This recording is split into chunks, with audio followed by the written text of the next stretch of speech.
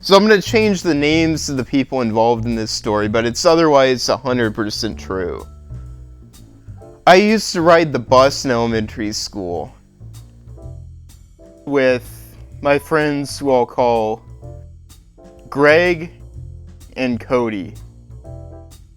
So it was like 4th grade probably, and we hadn't seen Greg in probably at least a month.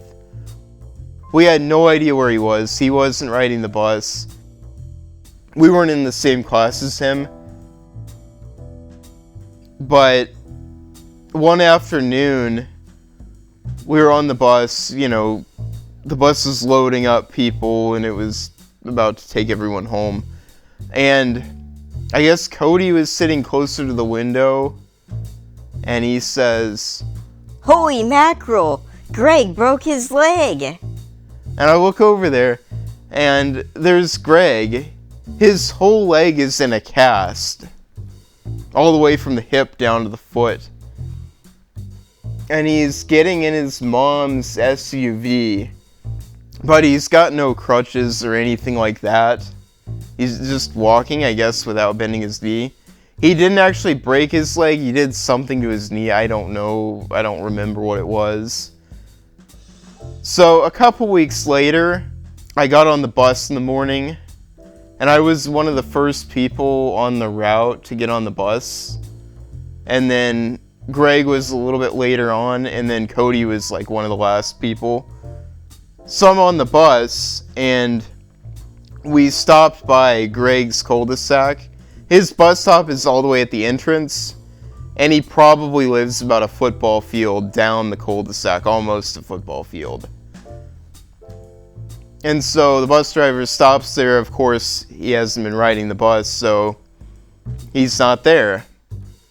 So she starts moving again. All of a sudden, his front door bursts open, and she stops, and he starts trying to run to the bus stop with his entire leg in a cast. And he had to go down like a flight of stairs on his front porch. And then he's still running, and he's doing pretty well. He got within probably 10 or 15 feet of the bus entrance. And the bus driver closes the bus door and drives off, leaving him stranded there. My 10-year-old brain did not know whether this was, amusing or if it was horrifying. Because she just trolled him. I don't know if she was getting impatient or if she was worried about being late that morning. But then why did she stop for him? She could have just kept going. She could have at least saved him having to run basically an entire football field to get to the bus just for it to leave him. She could have just said, well, I didn't see him. I don't know, but I don't know why she did that.